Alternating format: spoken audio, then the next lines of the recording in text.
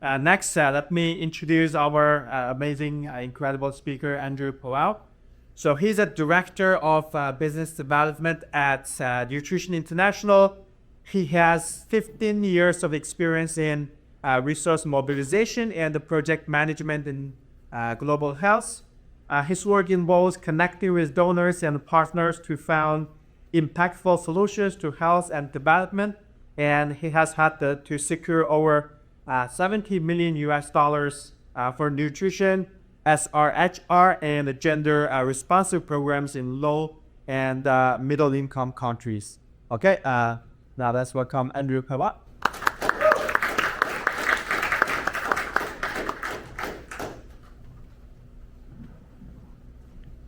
Good morning, everyone. You all hear me perfectly fine.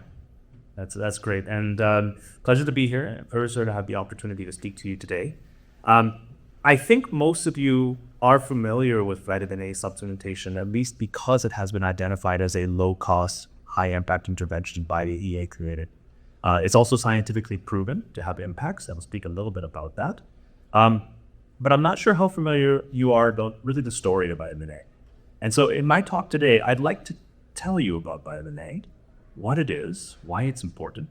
I'd like to speak a little bit about the Canadian connection in vitamin A, and give you a little bit of a view of how the DA communities actually support some of the work on vitamin A on the ground.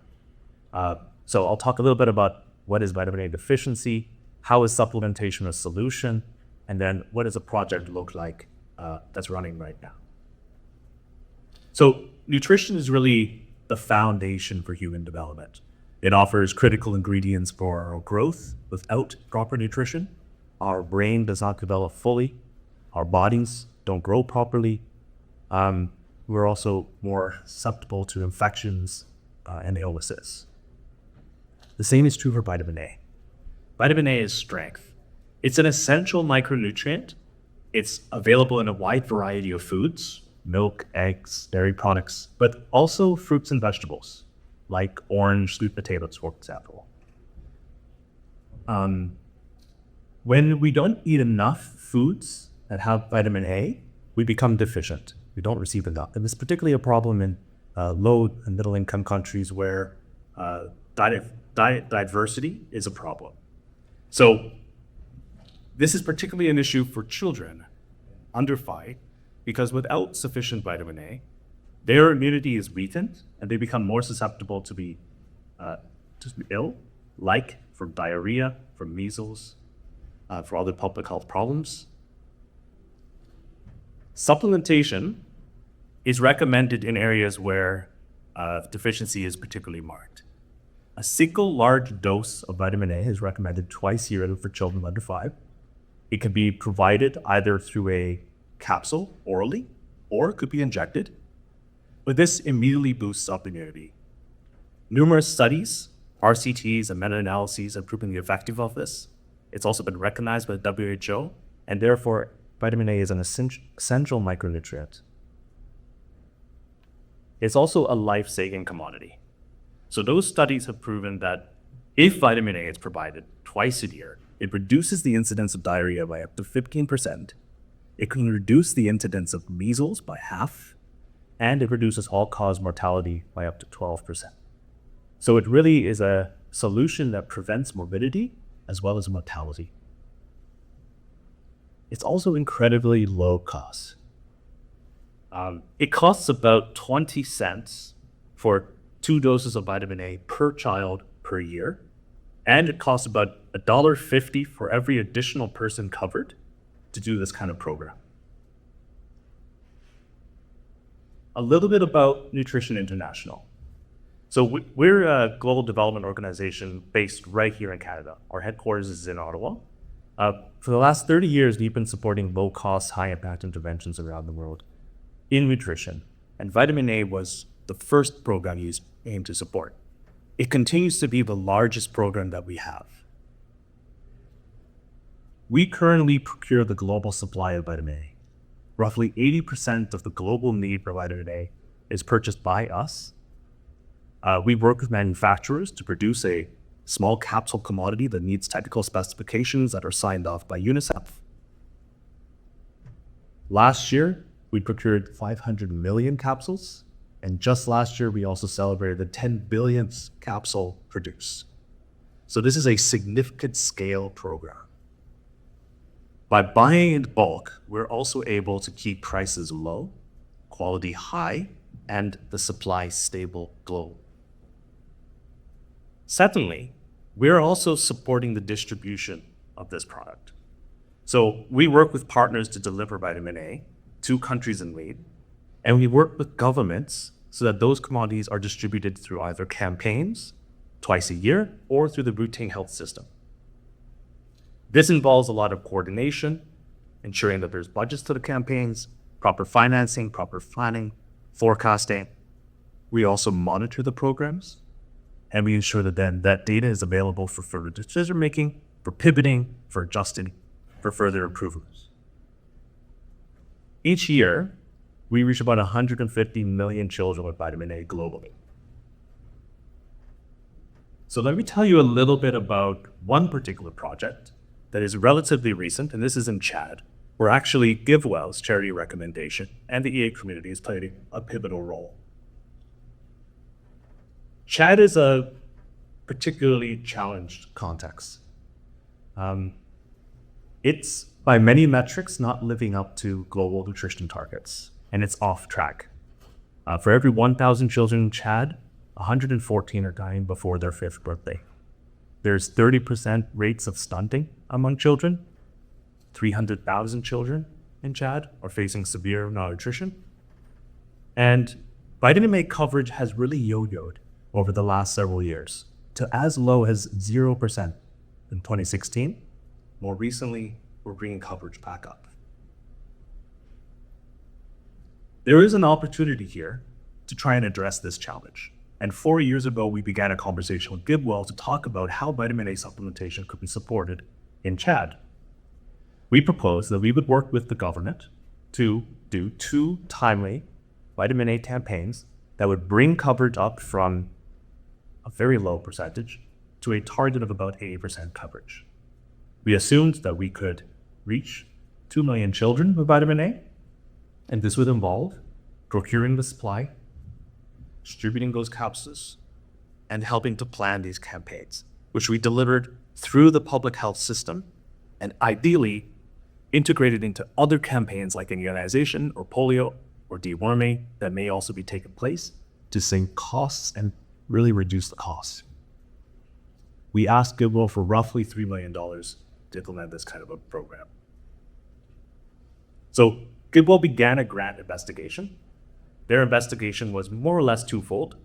Firstly, as many of you are aware, GiveWell has already recommended vitamin A as both an effective intervention and one that is recommended from other charities like Helen Keller International, who's doing this in a number of countries that are supported with GiveWell funding. GiveWell relied on that cost-effectiveness model that they produced for Helen Keller and applied it to this grant by NI. Some adjustments to the variables, which were made through a series of conversations and interviews that we have GiveWell over a course of 1.5 to 2 years. Additionally, we submitted a proposal and a budget for the grant. GiveWell conducted an internal review, which allowed them to test their assumptions and test their conclusions with other members of the GiveWell team who had not been part of this investigation or part of the interviews. And they conducted external interviews and spoke to some of the other major nutrition donors and partners in the space and other donors in Chad who are not supporting VAS, but are supporting other intervention. Global Affairs Canada, USAID, Gates Foundation, as well as, of course, the government, were some of those organizations who we spoke to. So this resulted in a case for the grant. And what the cost effectiveness model that GiveWell produced showed was that to do vitamin A supplementation annually in Chad over the course of 3 years, this would be a highly cost-effective intervention. 30 times good directly was the conclusion that that model produced. They also concluded there is a clear funding gap. The domestic government in Chad does not have the finance to implement VAS campaigns. There are also very few donors currently supporting it, and not with the stability of funding that would be required to ensure 2 doses annually at a high rate of coverage. GiveWell also made a probability estimation to what degree does their funding crowd out other sources, and their probability was very low. So it's unlikely that other sources of funding would step in to support this kind of a program. That resulted in a charity recommendation. And so in 2022, GiveWell made the recommendation that this program could be funded for $9 million over 3 years. We received a first grant from Open Philanthropy to conduct the program. GiveWell also runs a principle of having 2 years of funding runway before a grant ends, which allowed us to maintain quarterly and annual conversations with GiveWell so that a year later, they recommended an additional grant of $6 million to extend the program for another year and to provide some additional financing for some campaign costs and post-cover surveys. This is a program that is entirely funded by the EA community. Foundational grant from Open Philanthropy, plus 3 additional sources have stepped in to offer funding on that renewal grant. Effective Altruist Fund's Global Health Development, GiveWell's Paul Grants Fund, and Effective Spenden's donation, which they are the German, Swiss, Austrian affiliate of the EA group, collecting donations members there.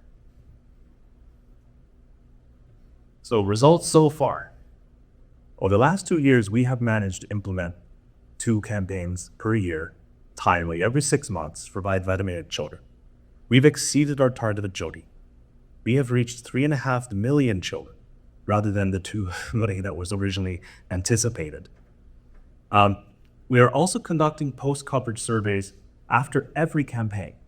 And those campaigns are providing, those surveys are providing information about what are the bottlenecks, what are the challenges, how can we improve in the next round? And this has allowed us to raise coverage. So in the last year, between the 2 campaigns that were conducted, coverage has improved from 76 to 87%.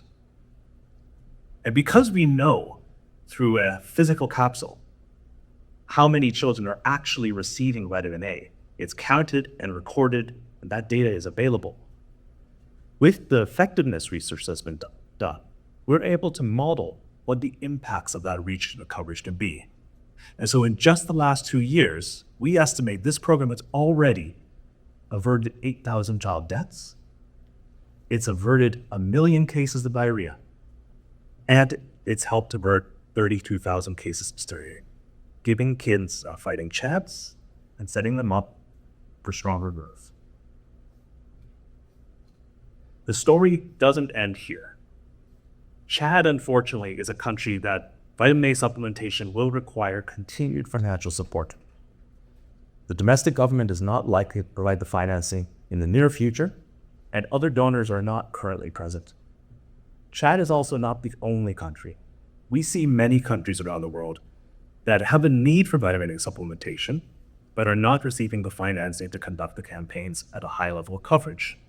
Angola, Sierra Leone, Benin, these are countries with very low coverage rates. Children are dying. Ultimately, the real solution is that food systems can transform so that vitamin A is available through diets. But this is a long-term solution, and until then, supplementation plays a crucial role in helping to boost immunity, helping to raise that level of impact. And so we'll certainly be continuing to talk to GiveWell and talk to other members in the EDA community, but also other donors about the need that exists and about the opportunity to save lives that a minor cost per additional person can actually achieve.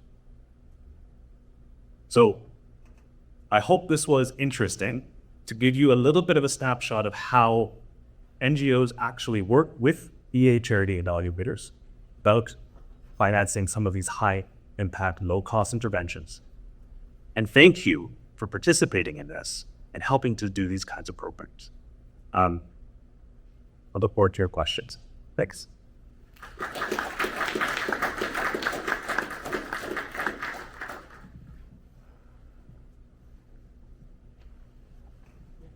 Sorry, it was a bit complicated to try it on the soft cards here, but it's okay, just ask. It's okay, yeah.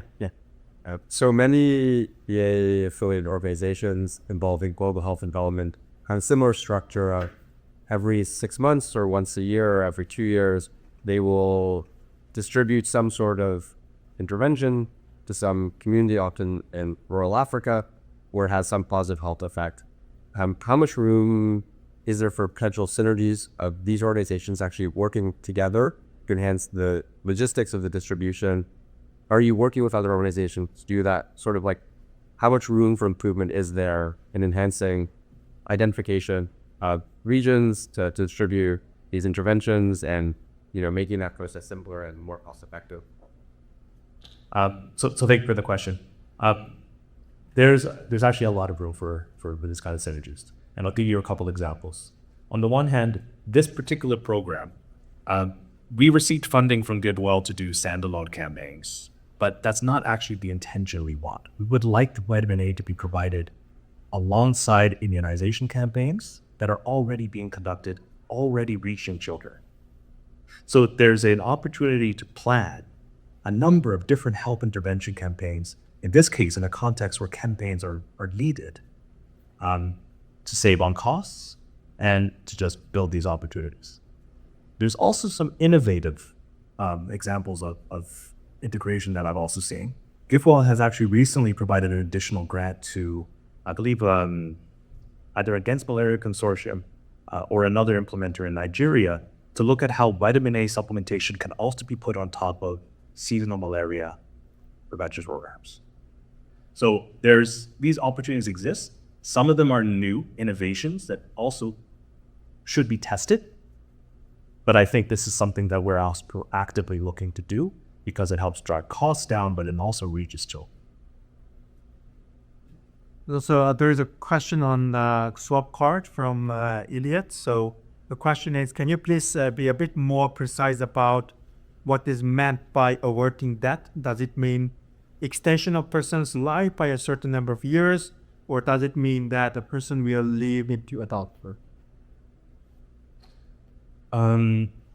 So that's a difficult question for me, but not for my technical experts who actually work with the models. But I would say that the models show us that if we can boost immunity, we're able to reduce cases of diarrhea. We're able to reduce chances of infections.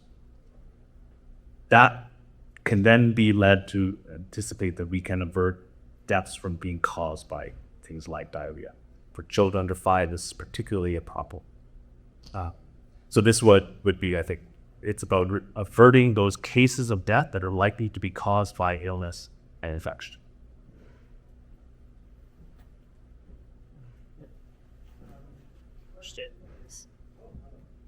Hello. I'm just curious about what the conversation looks like when your organization or similar organizations approach of government about this intervention, especially in countries that need this type of intervention. There may be political things going on that are out of our control, and it can be hard to implement this. So what does that engagement look like between yourself and the government? So I'll say that in most cases, vitamin A supplementation was provided in contexts that are relatively stable. So fragile contexts are a lot more difficult. Countries that are facing crises or internal strife, it's very difficult to organize public health campaigns. For stable situations, where there's a public health system that exists but is weak for various reasons, generally there's actually a lot of motivation to implement these programs. There's a willingness to do it, but there's a need for not only financing, but capacity building. So many partners are involved in supporting government. Some specialize in building the capacity of health workers. Some organizations also implement their own programs to try to fill gaps. But I would say that usually there are authorities in the space that when they approach government, there's very productive conversations about how we can work together. What are the country needs that we can try to address? Country voice is a very key element in success of these programs. And if financing can be secured, then we now begin the work of planning it, forecasting it, preparing for it, and then learning from it so that we're improving it so that the platform becomes strong and can actually address ongoing challenges to be more effective. Mike, you mentioned other programs in Sierra Leone or Benin that could potentially happen with vitamin A supplementation, but aren't yet ongoing. I guess like a few questions on that. Like, is your organization in conversation with these nations about the potential program? And do you expect the cost effectiveness and level to be similar or maybe better even, or maybe slightly worse than the program that was in Chad? And then like, what is the funding capacity for such programs, like to run a similar program like you ran at Chad and Neve? Like, how much would that cost? And then I guess one last question, like, where's the best way for if someone here wanted to donate to Nutrition International? What's the best means to go about that? So thank you for the shadow question. There's a couple there, so I'll try to hit on them, and then let's see how far we get. So there's actually a forum of partners, global partners that are working on vitamin A supplementation. It's known as GABA. It's the Global Alliance for Vitamin A. It's posted actually at Nutrition International, but it's not the only partner who works on it. HKI is a member. UNICEF is a member. Other key partners are members. They're looking globally at all the countries where there's an expressed need for vitamin A. And we can see where coverage rates are. We can see what the total number of children being babied. So there's a lot of data available. So we know the countries that are not receiving partner support are not receiving the financing to reach the total number of eligible children at high level coverage. We have approached donors and charity evaluators like GiveWell about a couple of those countries. There's a long list of countries that could use additional support. Not all of them, however, are as cost effective as others. So there are practical challenges of size of the countries versus the population. In some countries, it will be more expensive to implement the program than in others. The $1.50 figure I gave was an average, but there are some countries that it will be costly. And unfortunately, in the case of a charity evaluator, they'll look at a specific country funding opportunity and evaluate the cost effectiveness of that versus another. And so to date, GiveWell has recommended HKI and NIH projects for cost-effective VAS projects, but there are some that are not living up to the bar that GiveWell is setting for grant. And so those, unfortunately, we've not managed yet to succeed funding. Unfortunately, I've forgotten the additional question. Cool. Where to donate is like Best way to donate to Nutrition International. Yeah, so there's different kinds of ways. So of course, GiveWell makes recommendations, and there are some EA affiliate organizations that are collecting donations for members. So I mentioned Effective Spending. There's a community of EA funding organizations that are helping to fill financing gaps. Some organizations like NI, but also others like HTI, I believe you can also individually donate. So you can go to their website, fill out a form, and you could put your money behind a specific project. Those I think will be two ways that I can offer for this. And you. Any more questions? what's the? You mentioned the Alliance for A supplementation. How much money do they need? Like, what's the total amount that would be required to fill their goals? To bring coverage up to 80% for all countries globally? I presume that's their goal, yeah. I don't have that number, fortunately. But we're far from it. It's great.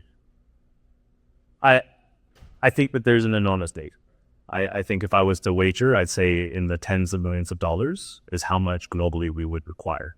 Also because we would be, I think what's important is provided campaigns is one solution, but there's also ways to try and integrate it within health systems so that it's provided on a routine basis that ultimately is more sustainable, and it also brings down cost. So you could probably come up with a expression of need globally on how to fill gaps in campaigns, but also help move countries to a point where they are domestically planning for them, supporting them, funding them even, and that this becomes a sort of more owned system with reduced costs. But I don't know what that number would be. I think that would require a little bit of analysis. There's one more question from Elliot on swap cards. So is and nutrition health donable through RC Forward.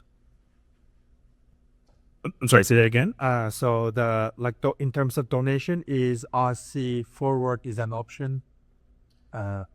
So not the moment. And I have, if you've not met with SK yet, please do find him somewhere in this conference. But at the moment, actually, within the EA movement, what I've come to understand is that charity recommendations that are provided by GiveWell are one of the main authorities. And GiveWell plays a role in helping to coordinate among the EA members to fill gaps in funding that they've identified for grants that they recommend. So at the moment, they've not yet approached RC Forward for a grant in this particular program. But they may. I think that is the mechanism that they would work in the future, is that if GiveWell were to identify a funding opportunity that's attractive, that you need some financial support, RC Forward could be one of the agencies that can help fill the gaps in the financing base. Okay. We're at time for this room. Please thank Andrew.